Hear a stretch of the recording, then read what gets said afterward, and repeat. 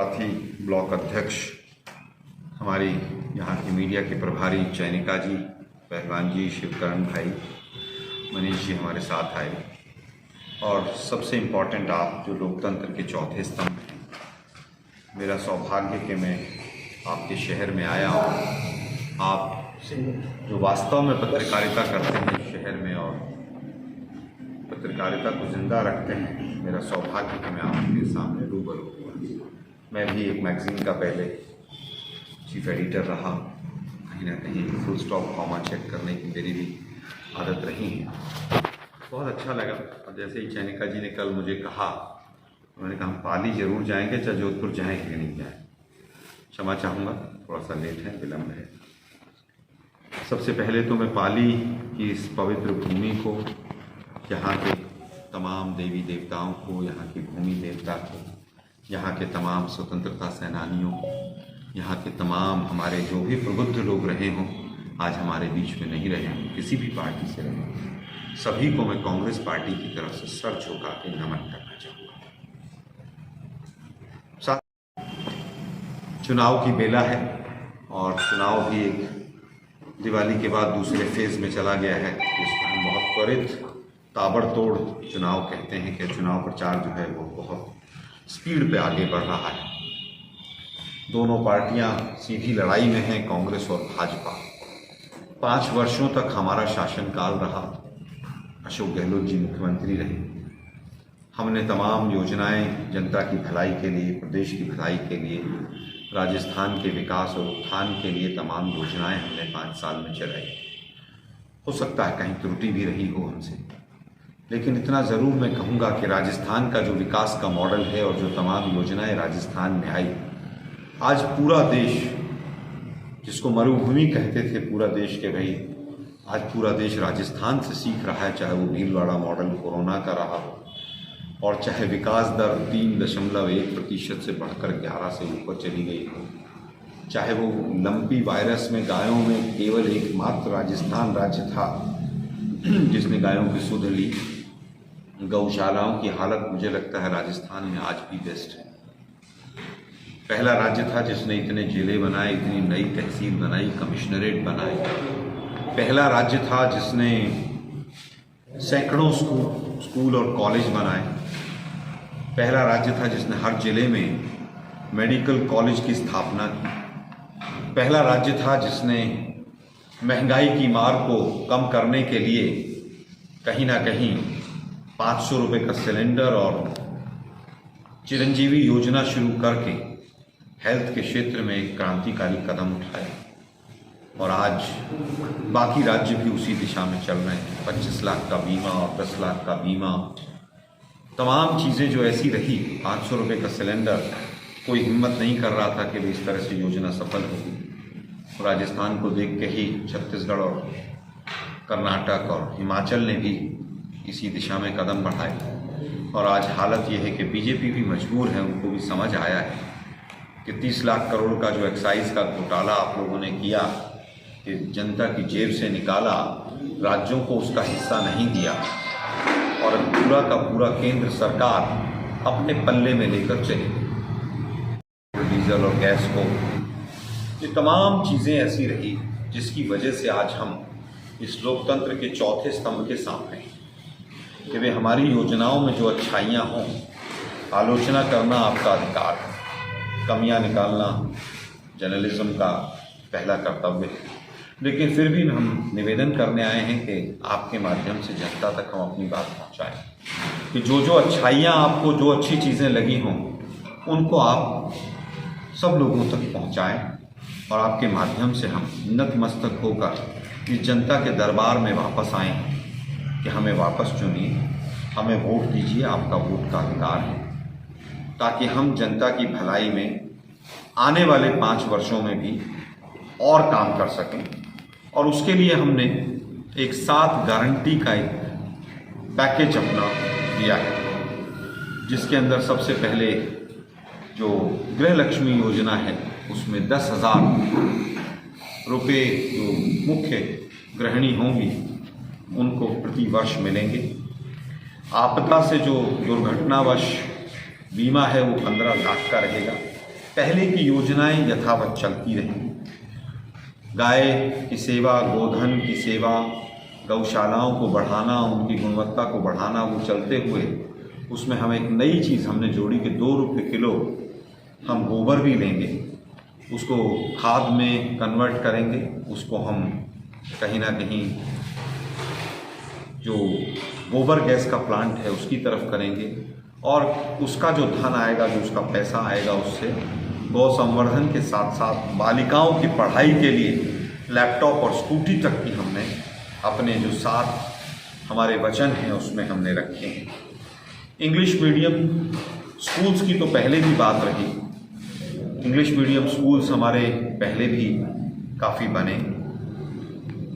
अब हमने कहा है कि हर बच्चा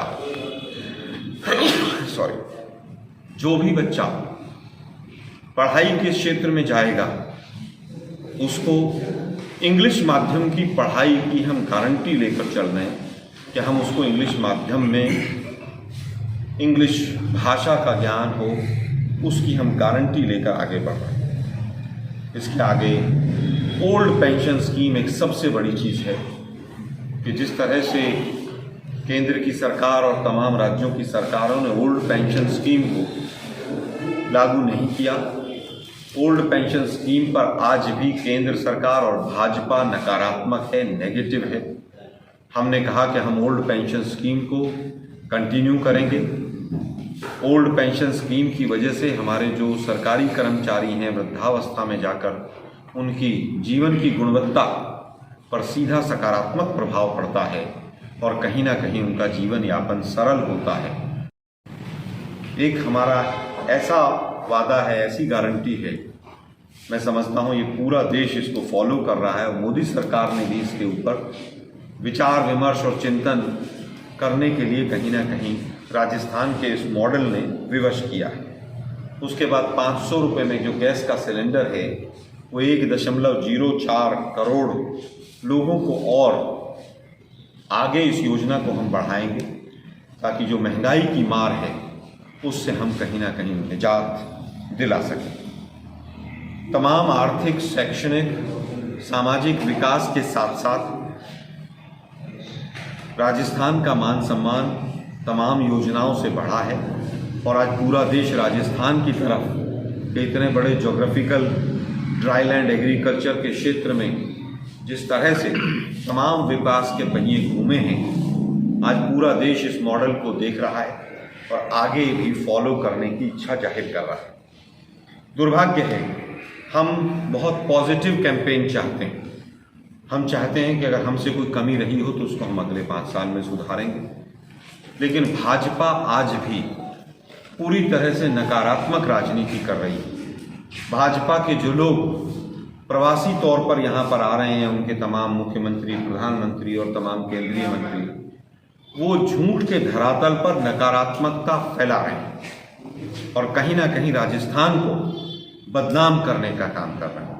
ये एक बहुत दुर्भाग्यपूर्ण स्थिति है। 2-3 विषय लेकर वो आगे बढ़ते हैं, उनका क्या विज़न है वो नहीं बताते। राजस्थान की जनता ने बड़ी विनम्रता के साथ मोदी जी की झोली में पूरे के पूरे सांसद उनकी झोली में डाल दिए। वो एक बार भी ये नहीं बताते हैं कि सांसदों ने राजस्थान के लिए संसद में क्या क्या सवाल पूछे, राजस्थान के लिए कौन कौन सी परियोजनाएं वहाँ से मंजूर करके लाए। आज भी वो भविष्य की बातें कर रहे हैं, पूरे राजस्थान प्रदेश को हम ऐसा करेंगे वैसा करेंगे, जबकि जैसे मानगढ़ धाम को राष्ट्रीय स्मारक घोषित करने की बात मोदी जी ने स्वयं कही, नहीं पूरा हुआ। आप लोगों ने देखा जैसे ईस्टर्न कैनाल प्रोजेक्ट जो था उसके ऊपर भी ERCP के ऊपर मोदी जी ने 2018 में वक्तव्य दिए, वायदे किए, क्या हुआ उसका भाषण? अगर बीजेपी वाले 2014 से पहले के अपने ही सुन लें तो शायद उनको ही लज्जा आ जाए कि उन्होंने कौन कौन से वायदे किए थे। 15 लाख का अकाउंट में पैसे आएंगे, 100 स्मार्ट सिटी बनेंगी और पता नहीं कौन कौन से। अभी फिर छलने का एक और उनका जो संकल्प पत्र के नाम से आया है, मैं कहूँगा बिल्कुल झूठा पत्र है, वो पूरी तरह से बहकावे का पत्र है। उसमें मैं पढ़ रहा था कि 7 स्मार्ट सिटी बनेंगी। अब हम पूछना चाहते हैं भाई वो 100 बन गई? ये 7 अलग हैं या उन 100 में से ही हैं। हमने जो जो गारंटियां दी उसके पीछे पीछे चलना चाहते हैं। वो देश के प्रधानमंत्री पूरे देश को कहते हैं रेवड़ियां नहीं बंटनी चाहिए, और हम कह रहे हैं सामाजिक उत्थान होना चाहिए, गरीबी से निजात मिलनी चाहिए। फिर वही काम करते हैं। इलेक्शन कमीशन को धता बताकर जिस तरह से 80 करोड़ लोगों को हम फ्री राशन देंगे, कोड ऑफ कंडक्ट लागू होने के बाद बात करते हैं।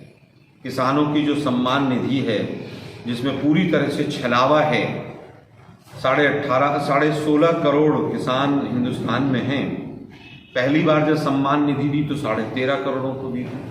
अभी 4 दिन पहले 3 दिन पहले दिवाली के बाद दी, भैया दूज के अगले दिन, तो उस दिन वो घटकर संख्या 8 करोड़ पर आ गई। अब देश की जनता और किसान भी पूछ रहे हैं भाई 16.5 करोड़ से ही 8 करोड़ पे फिगर कैसे आ गया। और मोदी जी जब चुनाव आता है तो आप सरकारी पैसे से, सरकारी खजाने से क्या ये वोट खरीदने का काम करते हैं आप? अगर किसान को आपको देना था तो दिवाली से पहले दे देते, कम से कम उसको दिवाली तो मनाने में मदद मिलती। लेकिन आपके लिए केवल और केवल वोट है। और मध्य प्रदेश की जनता को धन्यवाद देना चाहते हैं, जो रिपोर्ट पिछले 2 दिन में ग्राउंड की हमारे पास आई है, वो पूरी तरह से हम क्लीन स्वीप कर रहे हैं दोनों राज्यों, चाहे वो छत्तीसगढ़ हो और चाहे मध्य प्रदेश हो। 2/3 बहुमत के साथ हम वहां सरकार बना रहे हैं। हम मध्य प्रदेश छत्तीसगढ़ की जनता का धन्यवाद करते हैं। और जब से ये चुनाव हुआ है, खासतौर पर पहले फेज का छत्तीसगढ़ का चुनाव जब से हुआ है, भाजपा के तमाम नेता बौखलाए। और बौखलाहट सबसे पहले वो जो स्वयंभू विश्वगुरु हैं, झूठों के सरदार, उनको बड़ा बौखलाहट हो रही है। अरे भाई, देश के प्रधानमंत्री हैं आप, किस भाषा का उपयोग आप राजस्थान में आकर कर रहे हैं? किस भाषा का उपयोग बाकी राज्यों में आप करके आए हैं? आप कह रहे हैं ऐसा बटन दबाइए कि फांसी दे दीजिए। अरे यार, आप देश के प्रधानमंत्री, आप दूसरे दल के लोगों को फांसी की बात कर रहे हैं। वैसे उनसे कभी हम हमेशा फेल हो जाते हैं कि अब शायद प्रधानमंत्री महोदय इससे निम्न स्तर की भाषा का उपयोग नहीं करेंगे, लेकिन अगली बार पाते हैं वो और नीचे चले जाते हैं। अब वो कह रहे हैं कि यहाँ से कांग्रेस छूमंतर हो जाएगी। अरे भाई, क्या देश के प्रधानमंत्री, आप किस तरह की भाषा का उपयोग कर रहे हैं? आप बताइए ना, आपने कौन कौन सी योजनाएं लागू की हैं, आपने राजस्थान के लिए क्या क्या किया है, आप बताइए और उस नाम पर वोट मांगिए। किसी ने रोका थोड़ी ना है। आप तो वैसे ही प्रधानमंत्री से ज़्यादा प्रचार मंत्री हैं देश के। आप केवल और केवल यहाँ आकर विक्टिम कार्ड खेलना चाहते हैं। कर्नाटक में भी वही था, मुझे ऐसा बोल दिया, मुझे वैसा बोल दिया। हम कहते हैं इससे कमजोर प्रधानमंत्री आज तक देश को नहीं मिला, जो केवल अपनी गालियां गिनता रहता हो पीएमओ में बैठकर। अरे भाई, गालियां कोई आपको क्यों दे रहा है या कोई आपको क्यों कह रहा है? क्योंकि आपकी भाषा उस तरह की रही। आप आए तो यहाँ पर देश के प्रधानमंत्री, आप यूपी जाते हैं तो 80-20 की बात करते हैं, शमशान कब्रिस्तान की बात करने लग जाते हैं। आप राजस्थान में आए, राजस्थान इतना शांति प्रिय प्रदेश है, आपने तमाम अपने चंगू मंगू उतार दिए यहाँ पर राजस्थान में कि डिवाइड करो, डिवाइड एंड रूल करो।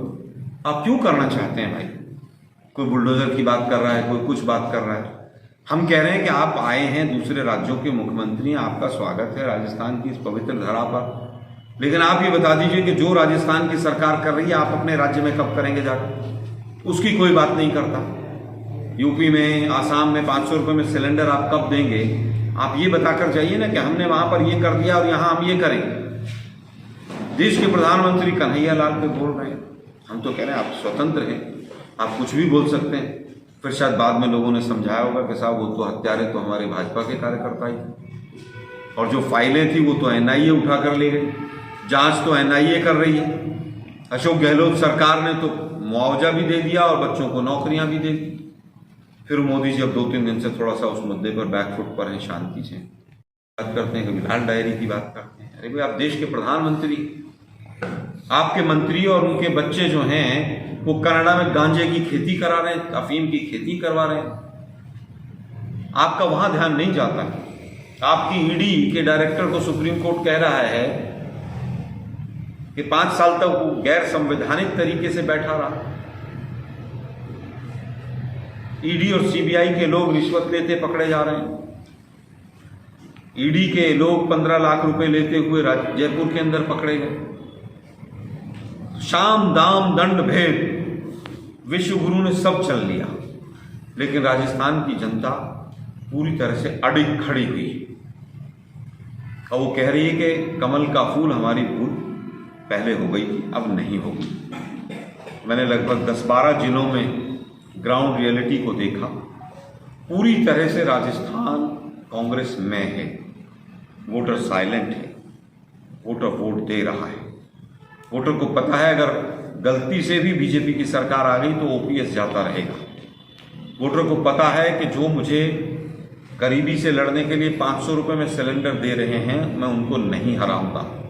वोटर को मालूम है कि 25 लाख का बीमा, चिरंजीवी योजना, अगर इन झूठों के सरदार की सरकार आ गई तो वो बंद हो जाएगी। और ये सब करने के बाद भी सबसे ज़्यादा स्कूल खुले, सबसे ज़्यादा कॉलेज खुले, सबसे ज़्यादा विकास दर रही।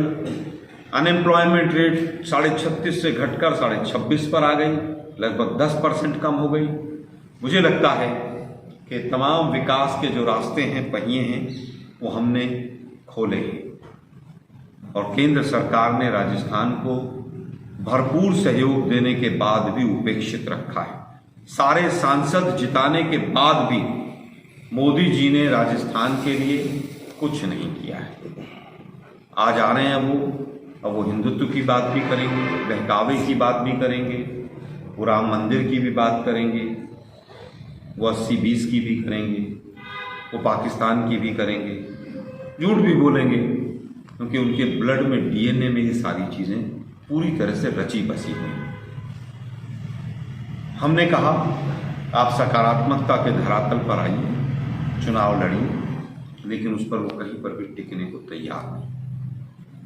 उन्हें मीडिया बंधुओं का धन्यवाद करता हूँ, आप लोगों ने इंतजार किया। देश के प्रधानमंत्री अभी भी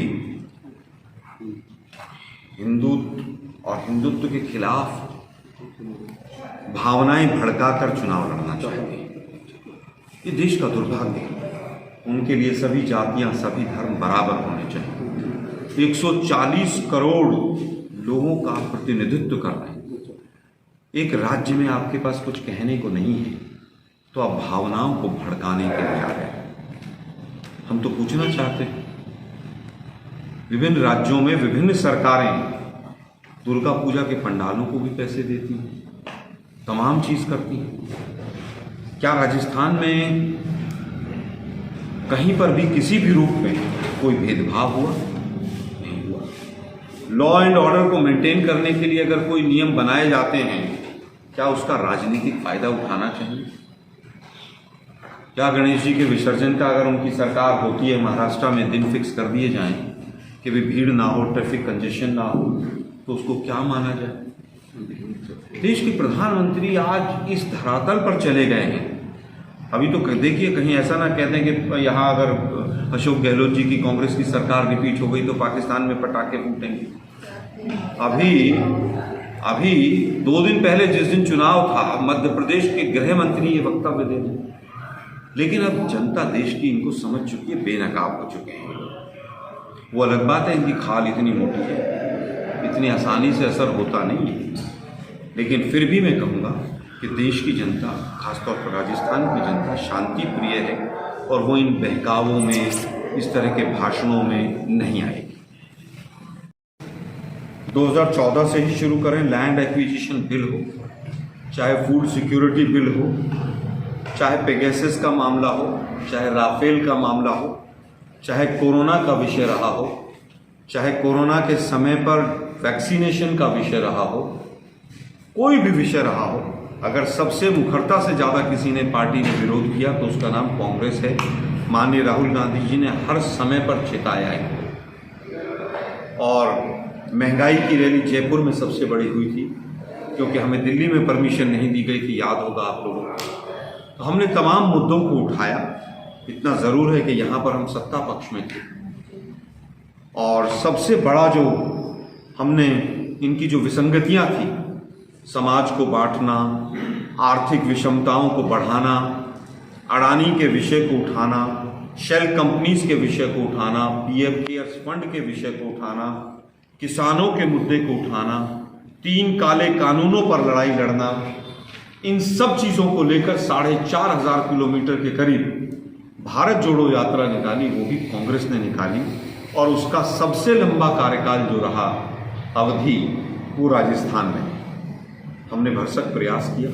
और आज हम उम्मीद करते हैं कि राष्ट्रीय मीडिया के एक बहुत बड़े वर्ग ने हमारा उसमें साथ नहीं दिया।